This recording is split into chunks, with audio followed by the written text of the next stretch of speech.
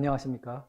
공산운동권 종식을 위한 사상 스펙트럼 연구 주체사상 파편, 오늘 마지막 편입니다.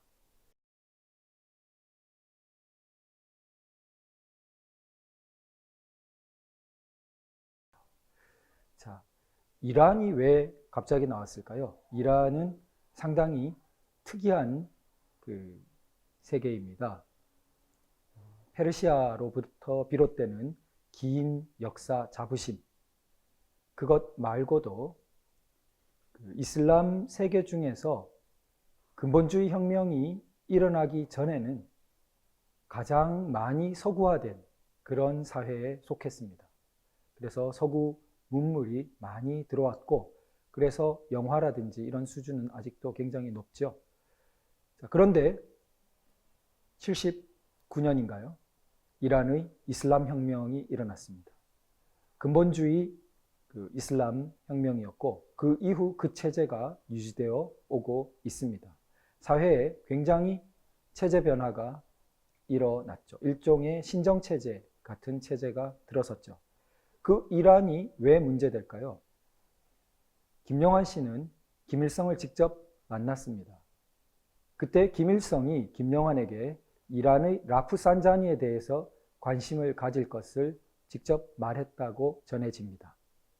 이 이란의 근본주의 이슬람 혁명의 주역 중에 한 사람이 바로 라프산자니입니다. 우리는 호메이니 옹을 많이 알고 있는데, 호메이니 옹의 사실 거의 오른팔이자 마쿠에서 이 혁명의 대단한 기여자가 라프산자니라고 볼 수 있습니다. 실제로 이슬람 혁명 후에 대통령을 약 10년간 수행한 그런 인물이기도 합니다. 자, 그런데 그러한 이란에 대해서 김일성이 왜 관심을 가지라고 했을까요? 그것은 중요한 연결이 있기 때문이겠죠. 자, 그런 부분에 대해서 우리가 오늘 텍스트를 통해서 좀 살펴보도록 하겠습니다. 텍스트를 통해서 보면 그것의 이유와 어떤 맥락이 훨씬 많이 우리가 알게 됩니다. 이 공동체 연구, 주의 연구 162페이지에 보면 현재의 인류 사회 발전은 사람들이 사회에 대해 강력한 장악력, 지배력을 가지고 고도의 목적의식적 활동을 조직하지 않으면 한 발자국도 발전할 수 없는 수준에 이르렀다. 이렇게 말하고 있습니다.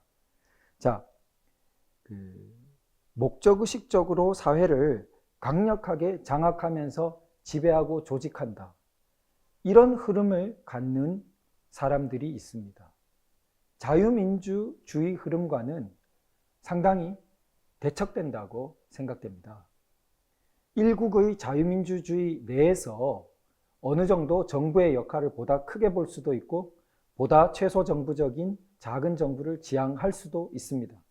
그러나 기본적으로 자유민주주의 틀을 갖는 그 생각은 세계 전체를, 인류사회 전체를 막 장악해서 세계 정부를 만들려고 하고, 세계 전체가 그런 식으로 일사불란하게 조직되고 강력하게 어떤 역사 발전이 장악되고 조직되어 나가는 식의 개념을 불편해합니다. 그건 바로 개인의 근본적 자유라는 관점 위에 서 있기 때문에 그러한 시도들이 개인의 자유의 영역을 너무 과다하게 제한하고, 또 우리의 여러 가지 자발성이 꼽힐 수 있는, 자생적 질서가 꼽힐 수 있는 것들을 미리 다 규제하고 막아버릴 수 있기 때문에 어떤 대립점을 느끼는 것이죠.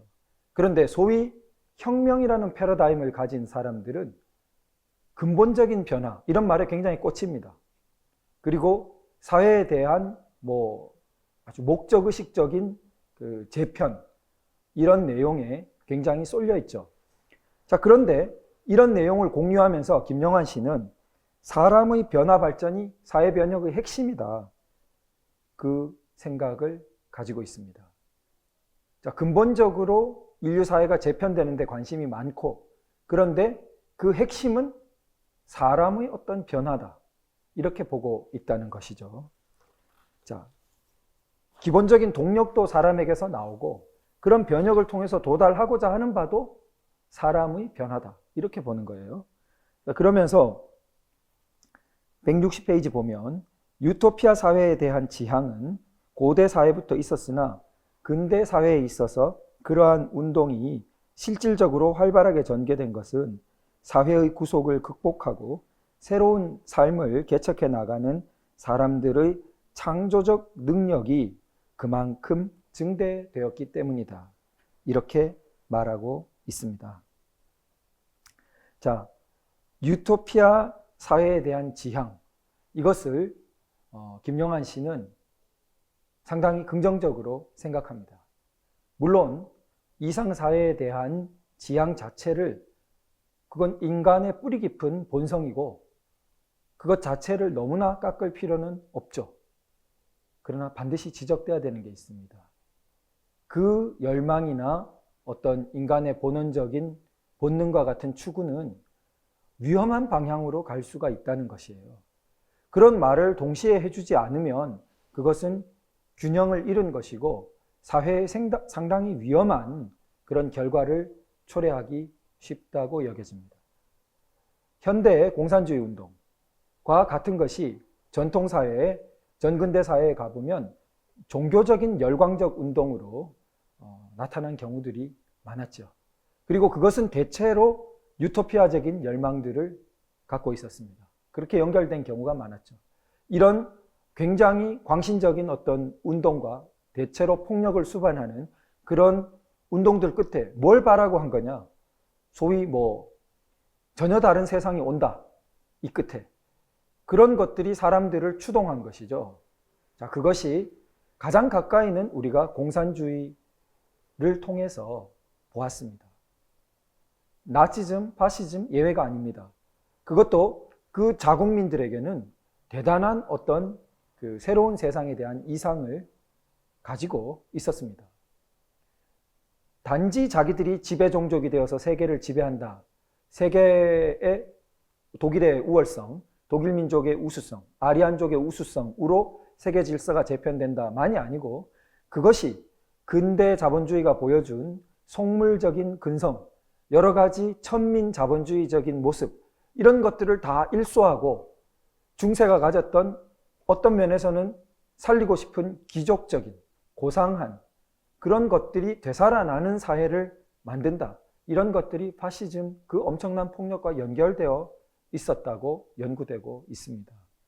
그런 것처럼 항상 유토피아적 열망은 위험한 열병과 상통된다는 점이 꼭 경계되어야 되는데 김영한 씨는 그런 점이 좀 부족하죠. 여기서 책에서. 그래서 사회 변혁이 매우 장구한 기간, 다만 이제 급진주의를 경계한다고 하면서 급진적인 열광은 경계하는 듯 이렇게 쓰고 있습니다. 그런데 그렇게 할 때 중국 그리고 이란 등은 일단 급진주의적인 유혹으로부터 조금 거리를 둔, 그래서 실제로 수십 년 그 체제를 변혁시키고 유지하고 있는 것이죠. 소련은 물론 되돌아가고 말았지만. 그런데 중국에 대해서 낙관적으로만 생각하지는 않습니다. 그 이유가 물질적인 발전보다 사람이 변화 발전돼야 되는데 중국에서 그 노력을 덜 하고 있다. 그런데 우리가 사람의 변화 발전이라는 게 굉장히 본원적인 자유를 억누르는 것일 수 있다는 그런 경계를 가져봐야 됩니다. 지금 앞으로 살펴보겠지만 이란, 이슬람 근본주의 혁명에 대해서는 그런 비판을 하지 않고 있어요. 오히려 우호적인 태도로 씁니다. 그건 뭘 말하나요? 이슬람 근본주의 사회 내에서 억압을 느낀 사람들의 어떤 태도와는 김영한 씨는 아주 달리 보고 있는 거죠. 자, 그래서 김영한 씨 틀은 100년, 200년은 예산거로 생각합니다. 이런 사람의 근본적인 변화 발전을 이루기 위해서.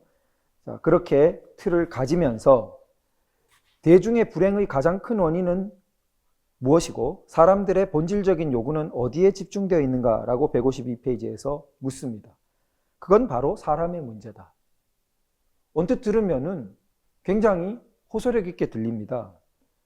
자, 그런데 한편으로 생각하면 너무나 상식적인 말이에요. 불행한 것이 다 사람 관계가 가장 근본이지 그걸 모릅니까? 상식적으로. 또 사람들의 본질적인 요구가 뭐 먹는 거 물론 있지만 먹는 것도 무인도에서 혼자 먹으면 재미있습니까? 다 기본적으로 인간이 사회적 존재니까 사람과의 어떤 그 사회적 관계 속에서의 본질적인 요구가 있는 것이죠. 극히 생활적인 세계에서 생각해보면 상식적인 답입니다. 그러나 문제는 사람의 문제라고 대답하는데 있는 것이 아니라 그 사람의 문제가 어떤 방식으로 보냐는 거예요. 가장 크게 전체 집단으로서의 사람의 문제로 보냐, 아니면 개별 인간을 먼저 생각하는 개인의 관점에서의 사람 문제로 보냐는 겁니다. 상식적인 생활적인 관점은 개별 인간의 관점이에요. 그리고 실제로 이 사람이 예를 들 때도 김영환 씨가 사람이 불행을 느끼고 사람이 본질적인 요구를 갖고 할 때에도 대부분의 예는 가족에서의 불행이라든지 애인의 변심이라든지 친구 관계라든지 다 개인적인 문제입니다. 그런데 김영환 씨가 사람 문제라고 할 때 조금 뒤에 가면 바로 집단적인 사람 문제가 돼요. 집단으로서의 사람이 어떻게 변화되는지, 전체로서의 사람이 어떻게 변화될 수 있는지, 차원 자체가 어떻게 달라질 수 있는지, 그걸 지평을 자꾸 가져오는 것이죠. 그 지평을 생각하는 것까지는 생각해 볼 수 있지만 함부로 실천 세계에 그걸 밀어넣으면 전체주의적인 틀이 도입되기가 십상입니다. 그래서 우리가 문제를 삼고 있는 것인데요. 자, 우리의 경계심을 확인시켜 주듯이 이렇게 153페이지에서 말합니다. 우리는 지금까지 사람의 변화 발전이 가능하다고 생각하면서도 또 한편으로는 그것이 극히 제한되어 있다는 생각에 사로잡혀 살아왔다. 그리고 그것도 각 개인의 의무지 사회가 해야 할 일은 아니라는 생각이 강했다. 사회가 해도 잘 되지 않을 것이라는 생각도 강했다. 즉 사람의 변화 발전은 김영환 씨 생각에는 개인의 어떤 문제라기보다 뭐가 돼야 돼요? 사회가 굉장히 작용을 해야 된다는 그런 틀을 갖고 있는 것입니다. 개인의 변화 발전에 사회가 강하게 작용하기 시작한다. 이 사회가 정치 권력과 연결된 사회예요. 앞에 9편에서 보았듯이 김영환 씨가 말하는 것은 반드시 정치 권력과 연결되어 있습니다. 이게 우리가 인류가 수천 년 동안 누적되어 왔던 지혜로 봤을 때 어떤가요? 굉장히 그것은 위험하고 불편하다는 것을 인류가 몸으로 깨달아 왔습니다. 정치 권력이 함부로 개인의 행불행 문제 그리고 개인의 변화 문제에 관여하면 그게 뭐라고요? 그게 신정정치입니다. 정치 권력이 개인의 가장 내밀한 양심과 개인의 가장 내밀한 신앙과 죽어도 그것을 버리지 못하겠다고 하는 그런 순간의 어떤 인간의 자기 마음속의 소리에 해당되는 것을 정치 권력이 함부로 간섭한다? 그게 맞지 않다는 것을 서구는 지난한 투쟁을 통해서 그것을 깨닫고 확립해 왔습니다. 서구만이 아니에요. 사실은 그런 투쟁은 그 인류사회 전체에 어떤 식으로든 퍼져 있었다고 생각됩니다. 조선조를 극복하고 우리가 자유민주 대한민국을 세울 때 과연 조선조의 성리학적 질서에 대해서 사람들이 다 편애했다면 이런 질서를 세웠겠습니까? 성리학적 질서는 기독교 종교처럼은 아니지만 그 나름 또 개인의 이런 그 양심의 문제라든지 어떤 종교성의 문제까지 관여하려는 그런 태도가 컸습니다. 실제로 초기 천주교 도래시에 그 부모의 위패를 불태웠다고 해가지고 사형을 당했거든요. 그런 정도로 간섭이 심했죠. 자, 그래서 김영환 씨의 이 말을 예사로 볼 수 없는 것이고요. 그런데 김영환 씨는 자, 정치 권력을 한편으로는 강조하면서도 종교에 대해서는 어떻게 보고 있을까? 그것도 거대한 세계 종교, 수천 년의 경험이 인정해준 확립된 종교적인 것에 대해서 어떻게 볼까? 154페이지를 보면 이렇게 말합니다. 사람의 발전에 있어서는 인류 역사상 공자나 예수를 비롯하여 수많은 사람들이 다양한 방면으로 노력을 기울이기는 했으나 큰 성과를 거두지 못했다. 우리 이 기독교 신자, 저는 이제 천주교 신자입니다만 광의의 크리스천이티 속에 다 포함된다고 저는 생각하고 있습니다. 자, 더 넓게는 주데오 크리스천 트래디션이라고 하죠. 유대 기독교적 전통의 맥락 속에서 살펴본다면 이 말은 뒤로 나자빠질 일입니다. 경악할 말이죠. 그리고 너무나 오만한 말로 들립니다. 유대 기독교적 전통이 인류 사회에 가져온 그 수많은 변화와 그 수많은 사람들의 삶의 변화를 뭐라고 그랬어요? 큰 성과를 거두지 못했다. 이렇게 한마디로 퉁쳤어요. 이것이 보통 태도가 아닙니다. 이렇게 하면서 어디로 넘어가요? 유사 종교적인, 자기가 말하는 유사 종교적인 태도로는 또 넘어가 버려요. 극히 위험한 것입니다. 그것이 공산주의적 태도가 많이 그런 경향을 가졌죠. 종교는 인류의 아편이라고 하면서 사실 공산주의 자체는 굉장히 종교처럼 굴었다는 거죠. 유사 종교처럼. 자, 그 다음에 또 보죠. 사람이 혹은 대중이 진정한 주인이 되는 것이다. 뭐가요? 인류의 본질적인 요구이자 과제가. 황장엽 씨한테 우리 예방주사를 많이 맞았죠. 자, 그런 계열의 말입니다만 또 확인되고 있어요. 사람이 혹은 대중이.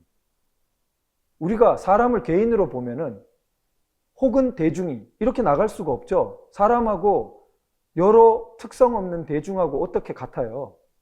개별 개인이 다 다른데, 개별 영혼이 다 다른데 그걸 어떻게 쉽게 대중으로 치환해 버립니까? 그런데 이 사람은 인류의 본질적인 요구라는 거창한 주어를 달고 그게 대중이 진정한 주인이 되는 것이라고요. 개별 인간은 어떻게 되고요, 그럼? 대중이 주인이 되면 개별 인간은 어떻게 됩니까? 우리가 그 본질적인 물음을 묻지 않을 수 없는 것입니다. 그렇기 때문에 전체주의가 어른거리게 되는 것이죠. 자, 자연과 사회의 주인이 되는 것, 정치의 주인이 되고 경제의 주인이 되고 문화의 주인이 되는 것, 거창하기 이를 데 없습니다. 개인이 주인이 돼요? 어불성설이죠. 그럼 이 개인도 주인이고 이 개인도 주인이고 수십억 지금 현존 인류가 있는데 그 수십억이 각 개인이 자연의 주인이 돼요? 아무리 비유적으로 봐주려고 해도 우리 고개가 절레절레 흔들어지죠. 우리 온당한 상식으로는 민주주의 사회를 서로 지배하면서 지배받는 사회로 생각합니다. 제가 지배하는 부분이 있어요. 왜냐하면 우리가 어떤 지지했던 정당이 집권하기도 하고 지지했던 법안이 통과되어서 거기에 반대했던 사람도 그 법의 구속력에 얽매이고 그 정권의 통치 기관에 얽매이면 그건 지배받는다는 표현에 맞죠. 그러나 한편으로는 그 사람이 영구히 그럽니까? 그게 아니라 체인지가 일어날 가능성이 늘 열려 있죠.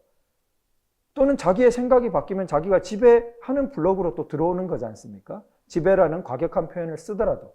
그래서 민주주의 사회를 지배하는 자와 지배받는 자가 나뉘어져 있는 게 아니라 지배하면서 동시에 지배받는. 그게 바로 제한적인 자유죠. 우리의 자유는 무제한한 자유가 아니라 서로가 일정 부분 제한성을 갖기 때문에 그 제한된 자유나마 각자가 누리는 것이죠. 누군가 무제한한 자유를 갖게 된다면 누군가는 자유 박탈이죠. 그것이 북한이 보여주고 있는 것이고요. 자, 그런 부분이 의문을 가질 수밖에 없게 되는 거죠.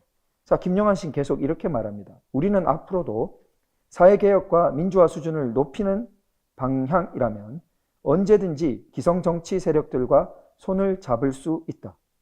그러나 그 사람들, 그 세력들은 뒤에서 말한 현 시대의 가장 중요한 시대적 과제를 해결할 수 있는 능력도 없고 절실한 의지도 없으며 사고 구조 자체가 그러한 과제의 해결과는 너무나 먼 거리에 있다. 이것이 바로 김영환 씨가 한국의 구보수 정치권을 바라본 태도입니다. 그리고 그들을 숙주 삼아서 새로운 세력을 일으키고 그리고 그것을 바른 미래당은 뭐라고 합니까? 합리적 보수, 개혁적 보수, 그것이 진정한 보수. 박근혜 대통령으로 표상되었던 대한민국 정통적인 흐름은 이제 무덤에 들어가야 될 가치 없는 것으로 취급했던 그 흐름들의 단초가 여기에 다 보이지 않습니까? 일시적으로 손을 잡을 수는 있지만 아주 경멸하고 있고 무시하고 있죠. 의지도 없고 사고 구조 자체가 그런 과제 해결과는 완전히 거리가 멀다. 아주 무시하죠. 자, 그것이 텍스트 속에 써져 있다는 것입니다. 자, 159페이지에 가면요. 사람이 변화 발전해야 된다는 것을 모르는 바는 아니었으나 사람의 변화 발전을 제약하는 사회제도의 구속이나 사람의 변화 발전의 방향, 경로, 방법 등에 대한 현실적이고 과학적인 인식이 없이 무조건 어진 사람이 되라. 십계명을 잘 지켜라. 인의 예주를 갖춘 사람이 되라. 내 이웃을 사랑하라는 식으로 접근하는데 이것이 잘 될 리가 없는 것이다. 자, 어진 사람이 되라. 십계명을 잘 지켜라. 동양의 대표적인 유가, 유교, 서양의 대표적인 기독교, 이걸 말하고 있죠. 그러면서 잘 될 리가 없다. 과학적 방식이 아니다. 과학, 마르크스주의가 늘 과학을 떠들었습니다. 과학적 방식이라고. 그래서 스탈린이 잘 됐습니까? 모택동이 잘 되었어요? 김일성이 잘 되었냐 말이죠. 그러면 다 변명합니다. 마르크스의 원래대로 하지 않았기 때문이라고. 그럼 얼마나 수많은 사람들이 더 실험처럼 희생되어야 제대로 된 게 나오는 겁니까? 이미 인류는 수천 년간 지혜를 쌓아왔고 모든 곳에서 그것들이 누적되어 있는데 왜 모든 것을 새로 시작해야 됩니까? 그것을 과학이란 이름으로. 사실은 엄밀한 과학이 아닙니다. 그것은.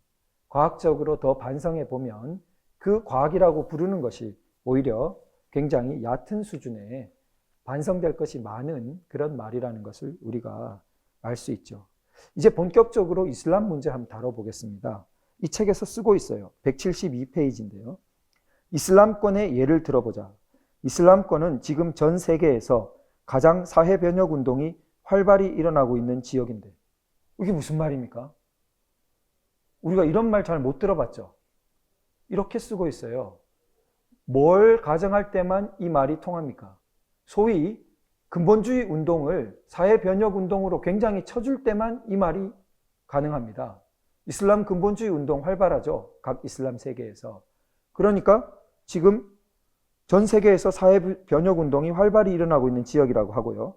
이 지역에서는 마르크스주의 혹은 이와 유사한 사상의 영향을 받은 노동자보다도 이슬람 근본주의의 영향을 받은 노동자들이 더 강력하게 투쟁한다.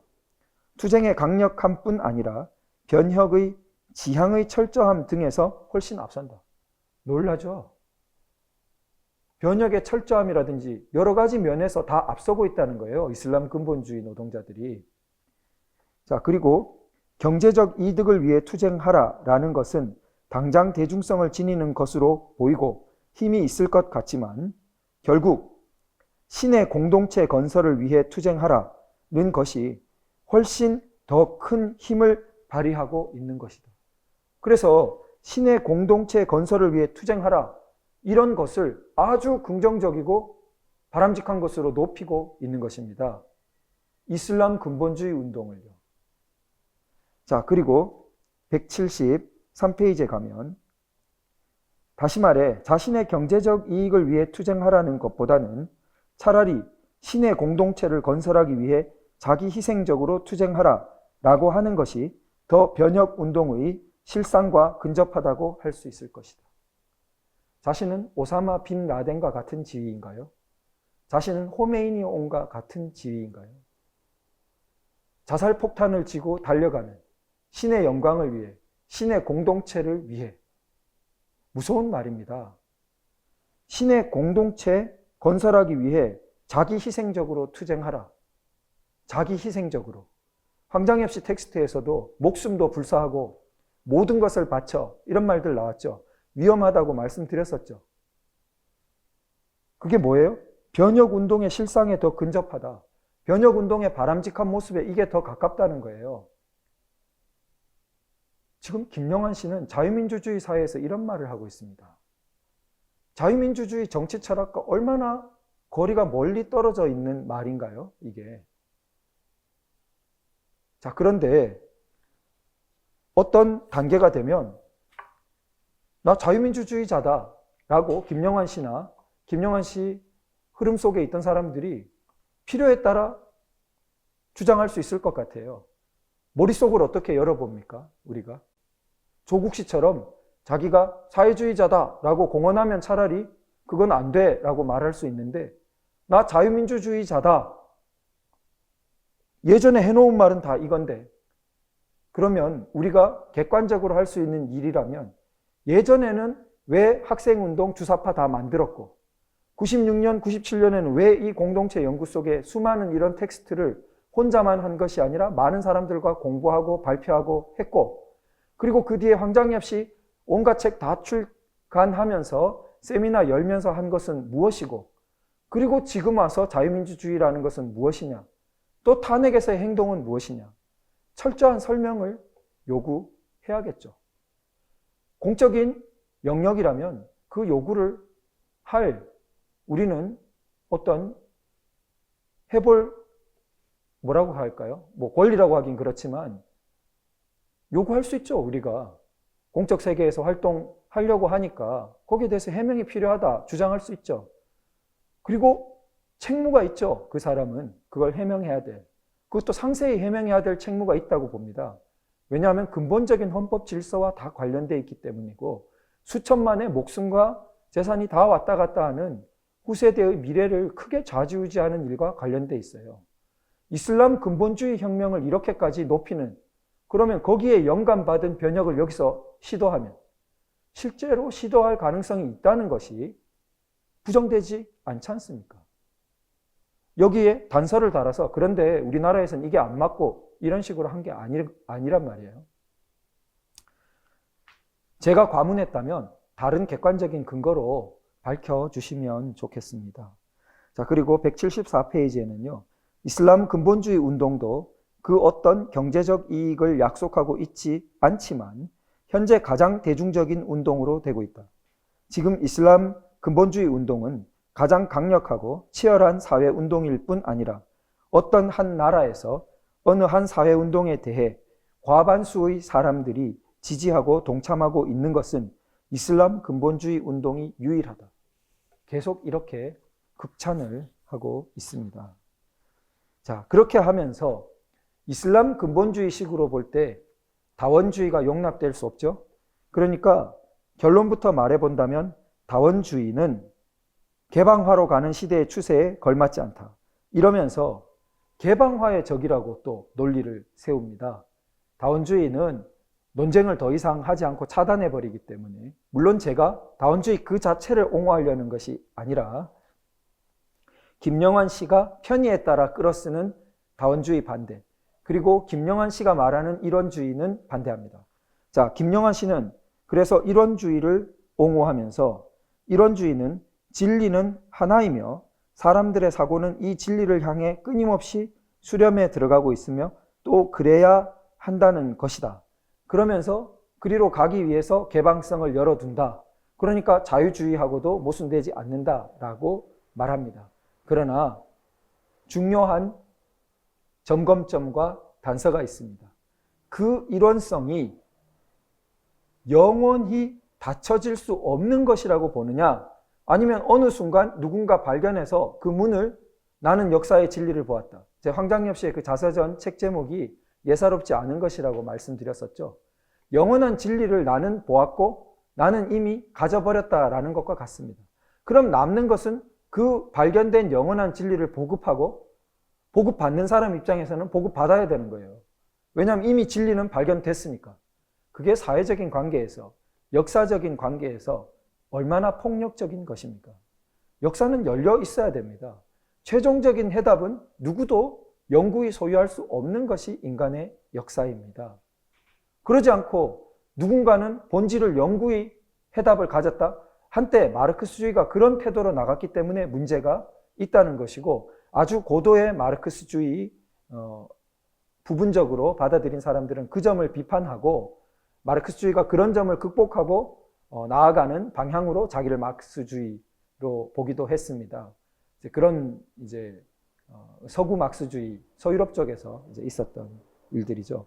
그런 면에서 김영한 씨의 이런 주의는 그런 점검점과 그 열려 있음을 확인시켜주고 있지 않아요. 그냥 개방성 토론이라는 것은 그 영원한 진리가 발견될 때까지 그게 딱 발견되어서 닫힐 수 있다는 것을 전제로 이렇게 되기 때문에 위험하다는 것입니다. 자, 그러면서 이제 또 이상을 펼칩니다.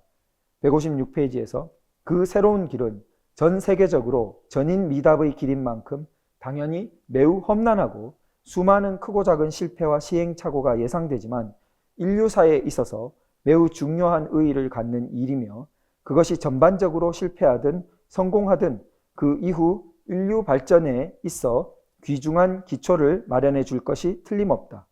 현재 전 세계적으로 이러한 험난한 길에 앞장설 수 있는 헌신성과 조직력과 이념적인 밑바탕을 갖춘 세력은 한국의 사회운동 세력이 거의 유일하다. 우리나라에서 앞서 나가지 않으면 이 일은 상당 기간 지체될 수밖에 없다. 한국의 사회운동 세력은 자신의 세계사 임무를 자각하고 이 일에 앞장서 나아가자.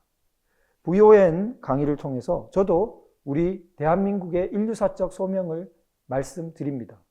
그것은 이승만 대통령의 비전 속에 이미 들어있었다고 생각됩니다. 이 아시아 대륙에서 기독교 자유민주주의를 꽃피게 한 것은 대한민국뿐입니다. 그리고 얼마나 소중한 싹입니까? 홍콩은 얼마나 그것 때문에 몸부림치고 있습니까? 자, 이 큰 광활한 대륙에 이 선진한 문명의 빛을 더욱 전할 수 있는 정말 중요한 기지 같은 역할을 할 수 있는 곳은 우리 대한민국입니다. 그래서 얼마나 중요한 사명을 갖고 있나 이렇게 말씀드리고 하는데요. 김영한 씨는 다른 맥락에서 지금 한국의 사명을 말해요. 이건 뭡니까? 소위 황장엽 씨가 말하던 인간중심 민주주의 같은 거고 자신이 말하는 이런 사상의 길이죠. 자신이 말하는 주체 사상의 길이고 사람이 근본적으로 변화 발전되는 길이죠. 글쎄요, 저는 이제 그런 부분을 일반적으로 좀 위험하다고 생각합니다. 우리 앞에 훌륭한 그 전통이 있는 부분을 최대한 저는 살려야 된다고 생각돼요. 우리 학문 세계도 그러지 않습니까? 선행하는 연구들은 그냥 무시하고 황장엽 씨의 텍스트가 약간 그런 면이 있어요. 이게 아주 독보적인 세계를 내가 확립한 것으로. 근데 사실은 그건 굉장히 취약한 것일 경우가 많습니다. 서구의 학문 세계가 그랬기 때문에 굉장히 탄탄했던 거죠. 쌓고 하면서 아주 견고하게 그리고 놀라운 초격차를 만들어 냈던 것이죠. 그래서 함부로 선행하는 노력을 잘 궁구하지 않고 마치 대단한 것을 새로 세우는 것처럼 하는 것은 대체로 환상적인 그리고 위험한 것이 되기 쉽다고 봅니다. 그래서 우리가 소중한 기독교 가치에 바탕한 문명적인 자유민주주의를 전해받았는데 그 어떤 들어있는 깊은 내용과 실현해 나아가야 할 풍부한 것들을 정확하고 또 더 깊이 있게 살피지 않고 그건 뭐 별 가치도 없는 것이냐 그리고 아주 천박한 내용밖에 없는 것이냐 취급하고 대단히 이렇게 웅장한 새로운 뭐 주체 또 뭐 인간 중심 이런 게 있는 것으로 보는 것은 저는 조금 동의하기 어렵습니다. 동의하기 어려운 분들이 많으실 것 같아요. 자, 그리고 마지막으로 황장엽 씨 텍스트에서 이런 이러한 부분 살펴보겠습니다. 황장엽 씨도 지금 방금 읽은 텍스트와 비슷한 내용을 민주주의와 공산주의라는 책 114페이지에서 이렇게 이야기합니다. 우리 대한민족은 비교적 가난하고 정치적으로 약소민족에 속한다고 볼 수 있다. 이런 상황에서 북한 통치자들처럼 분수 없이 강성대국 건설을 내걸 것이 아니라 선진 정신문화 건설을 기본 이념으로 내세우고 이에 기초하여 물질 문화와 정치 문화 발전을 다그치는 것이 올바른 발전 전략이라고 볼 수 있을 것이다. 우리 대한민족은 마땅히 정신문화 건설을 앞세우는 입장에서 세계 민주화의 지도 이념 건설에 앞장서 나가야 할 것이며 정신문화 건설을 중심으로 물질 문화와 정치 문화 건설의 균형적 발전의 모범을 창조하는 것으로서 세계 민주화 위협에 특색 있는 기여를 하여야 할 것이다. 김영환 씨 이야기와 많이 통하죠. 이런 이야기를 하고 있었습니다. 자, 그리고 마지막으로 라프산자니를 황장엽 씨는 직접 만났습니다. 북한에서. 그래서 만나서 나눈 대화를 소개하고 있어요. 제가 마지막으로 그 대목을 소개해 드리겠습니다. 나는 인간의 영원한 존재를 믿는 인간 중심의 종교다. 이렇게 이제 자기 사상을 소개했어요. 그러니까 이란의 라프산자니라는 사람이 아직도 살아있는데 그러면서 세상에 지금은 제가 이 말씀을 드리는 때는 그 세상을 떴습니다. 근데 황장엽 씨가 이 말을 할 때는 살아있었죠. 세상에 신이 있다고 생각하십니까? 그러니까 없다고 생각하십니까? 그렇게 물었어요. 그러니까 라프산자니가 그건 나도 모르겠어요. 자, 그러니까 신이 있다고 증명도 못하고 없다는 것도 증명 못하기 때문에 나도 모르겠습니다. 이렇게 이제 황장엽 씨가 대답합니다. 그러나 사람의 운명을 규정하는 것은 신이 아니라 사람 자신입니다. 그것은 확실합니다. 이렇게 덧붙였어요. 그러니까 라프산자니가 그렇다면 우리하고 같다라고 황장엽 씨에게 얘기했다는 거예요.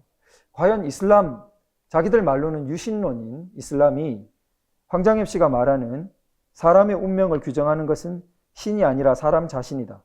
그것은 확실하다.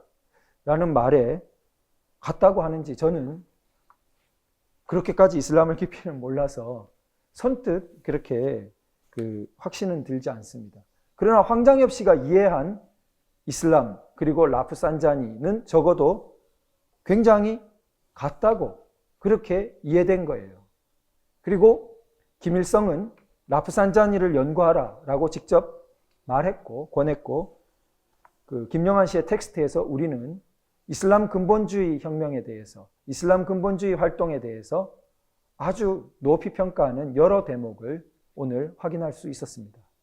이것이 20년 전쯤의 일인데 그 이후에 김영환 씨가 과연 이런 방향의 노력을 포기하고 중단했을까? 그런 공식적인 객관적인 이야기를 들은 것은 잘 없습니다.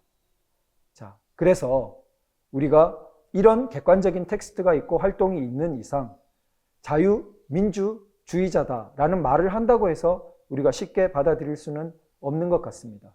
너무나 중요한 문제들이 텍스트 속에 우리에게 해명되어야 할 내용으로 남아 있었습니다. 이상으로 공산운동권 종식을 위한 사상 스펙트럼 연구 주체사상파 편을 살펴보았고요. 오늘은 마지막 편으로 황장엽과 김영환의 주체사상은 이란의 근본주의 혁명과 유사한 세계를 꿈꾼다라는 제목으로 말씀드렸습니다. 긴 시간 함께 해주셔서 감사합니다.